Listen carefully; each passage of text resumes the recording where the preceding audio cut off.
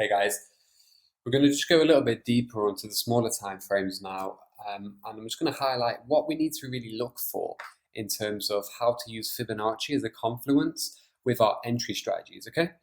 So we've got gold here in front of us on the daily, and I've just found this. I just want to recap from the last video. So gold, we have the most recent high and low here. So this could be an A, B, C, D, and this could be an A, B. So A, taking it from where the support level is up to the top to line up with our daily resistance.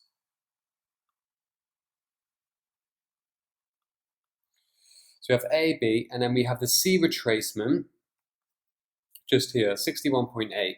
It's between the 61.8 and the 50. I would more or less class this as a 50 because it's a swift movement back to the upside, and we didn't really hit the 61.8 and became very, very shy from the monthly support 1300 as well.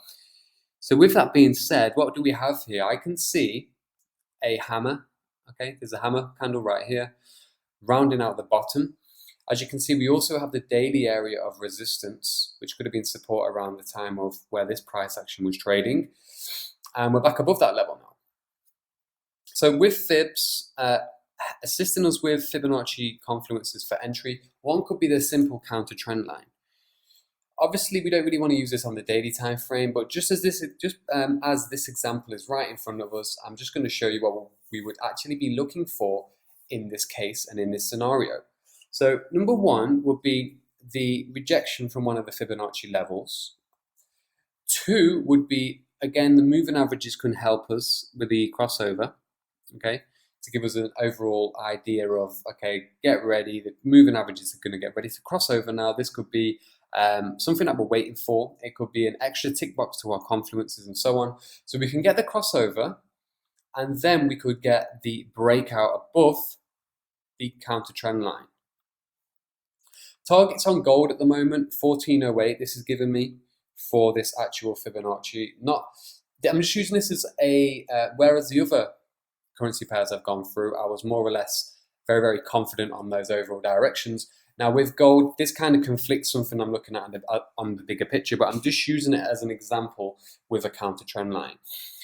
So anyway, we have the crossover. We could await the breakout above the counter trend line and above the resistance 1350. And then the long position could be executed to our D extension. Now with the counter trend line, in this case, there will be a huge gap from where we could potentially be closing above to where our stop loss could be placed. However, on a smaller time frame, on a 2 hour, on a 4 hour, and sometimes on the hourly, but I did say let's try to refrain and not go down to the hourly as much, because the 4 hour and the 2 hour are going to be our best time frames for execution. So if we do get a break above here, we can go long, stops 15 to 30 pips below the last high or low in this case, and we can then go for the overall fib extension target. Now in this scenario, if we do have an area of resistance, in this case on a bullish Fibonacci, just before our minus 27. Now you've heard me speak a lot about the minus 27, but yeah, we can always take the minus 61.8 target 2 into consideration, but this one is the one I personally look for in order to take my profits. This one's great as well. Only if we break above it, it can give us an idea as to where the market can potentially go. So let's say we got our monthly resistance 1400. If we break above that, we know already there's 75% chance we may be headed to 1450, our weekly area of resistance. Now, with all of that being said, that's just one confluence for an entry strategy. That's the counter trend line break using the ABCD in the overall direction of the trend. Let's see how this looks on the smaller time frame. So that's the daily, remember. If we go down to the 4 hour now, I'm just going to copy and paste the fib exactly onto the 4 hour time frame.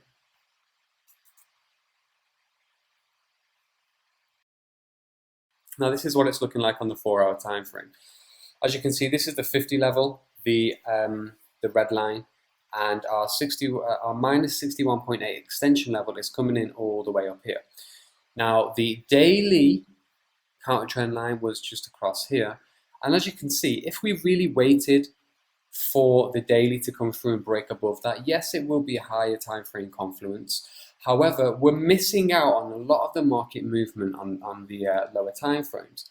So if you set up your charts where you've got 2 or 3 screen set up there, and I'm even going to put it onto this 2-hour time frame, we can use the bias of the daily. So we can be monitoring the daily in this box down here. We have the Fibonacci and we know where it's potentially going to go.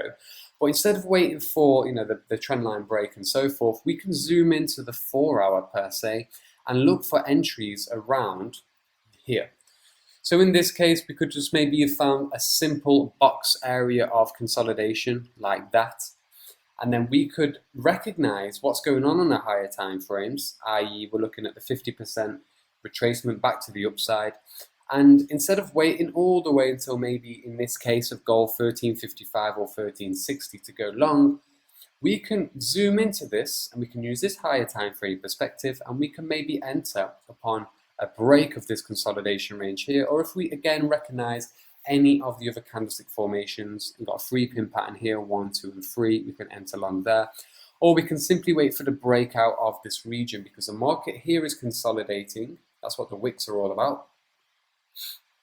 And then see, we have the crossover here as well. We have the crossover and the break above.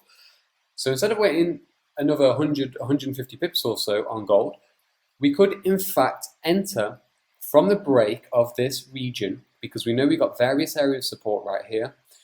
And then we could go long, we could place our stop slightly below, 15 to 30 pips below the low with an entry here, and then go for the overall Fibonacci target. So I'll show you what I mean.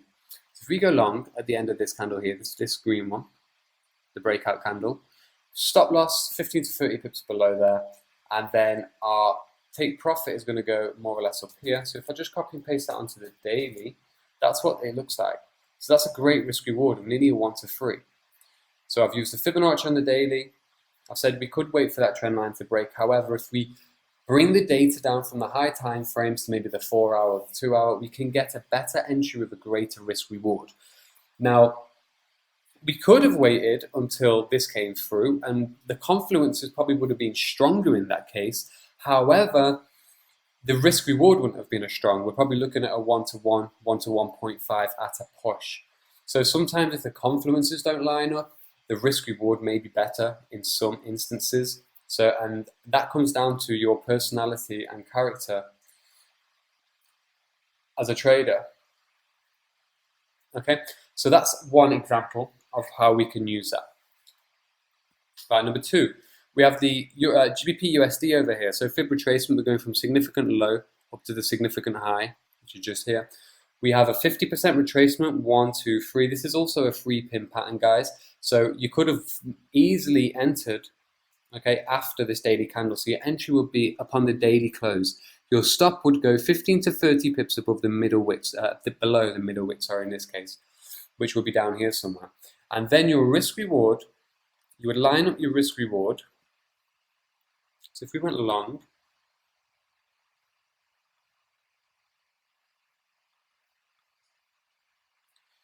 let's just put this a little bit smaller, okay, and then take it to the target. So if we went long at the end of this daily candle, the close, we got 1, 2, 3 pin pattern, driving out the higher low on the 50% fib. This is a risk reward of 1 to 4.3. We have our target. Number 2, we have our target 1, which you could take profit at first or take the trade out completely, and that will give you a 1 to 2.6 risk reward ratio. As you can see, we broke above that now, so we are now headed on the GBP USD to the second target, which is the minus 61.8, just below monthly resistance 1.3500. So that's a great risk reward. Daily Fibonacci, yes, we could have entered from the daily alone, using the 3-pin pattern there. Alternatively, we can just copy and paste this on a smaller time frame. All right, smaller time frame, 4-hour time frame. We actually have a more of a refined viewpoint as to what's going on now. But still, the daily, I can just tell by this price action, there wouldn't really be too much of a difference. So we have this consolidation zone at the fib area of support there. We have the crossover, and then we have the breakout just above the actual breakout, because you'll find that the market may tend to consolidate at and around the fib levels. So what's good to do, guys, is just map out where you can see that consolidation. Simple box tool. We have the breakout above there, we have the crossover. So again, we could have entered around here. So as you can see with our risk reward tool, it's not too much different than the daily. So sometimes you can enter off the daily. I've already mentioned this. We don't want to be entering off weekly and monthly timeframes. We don't want to do that. We always want to just take our time to see if things can be refined and we can get a better risk reward. But as you can see now, moving averages have stayed up. We did bang our head on -27. We broke above that now, and now we're heading to the -61.8 and the monthly resistance 1.3500. There's no need for us to go down lower on that one. Euro USD at the moment, I was looking at this being a potential. Okay, over here we have some news out that came through, and we spiked again to retest the 50 depending on the 4-hour close. I've just gone through the other video on the daily close. If I see some kind of reversal on the 4-hour and a very, very weak close on the daily, I might say, okay, there's a potential for a short opportunity. But it's run into the fib now. There's no trade setup as of yet. Even the 2-hour time frame isn't bringing anything through. So I would wait for any kind of candlestick reversal formation, 3-pin pattern in this scenario right here. It's not giving us an opportunity to go ahead and draw a counter trend line on there. But from where we are now, currently down to target 1, we're looking at 200 pips, or just under 200 pips, sorry, 150 pips. Now, see, with that being said, there isn't really any way we can refine this, and sometimes you might have Fibonacci's that more or less clash. So we had the A, B, C, D on the daily, and there's a potential for this 4-hour to reverse and come through. I'm still sticking with the daily for now because I do not see any reversal yet on the 4-hour time frame. On the 4-hour time frame, and the higher time frames are more or less going to be the most reliable. However, a lot of the time as well, you just have to ensure you have factors that line up from time frame to time frame. The daily's up, the 4-hour could potentially be down. It's not down yet, but in this case, don't trade. Wait for stronger confluence and stronger signals for going forward. So overall, you know, the strategies we're looking for with the fib, we're looking for consolidation ranges around the Fibonacci retracement areas, as we've seen on the pound there, and a breakout and a crossover. We could mix it up with a counter trend line as well on the lower time frame, something like that there, and wait for the breakout above. This could also be riding on a trend line, an overall trend line. So let me just put this one on as an example. So 0.1 across 0.2. Okay, that could also be coming in there nicely as well. So counter trend line breaks, moving average crossovers, 4-hour, 2-hour. Sometimes we can enter on the daily. Standard consolidation zones and sideways price action around any of the fib levels. And it's also great, you'll see for yourself how things will come together alongside using fib with your key levels. I'm going to try to do as many Fibonacci trade examples as possible. I can't really find too many recently. I've missed a few because I'm away at the moment.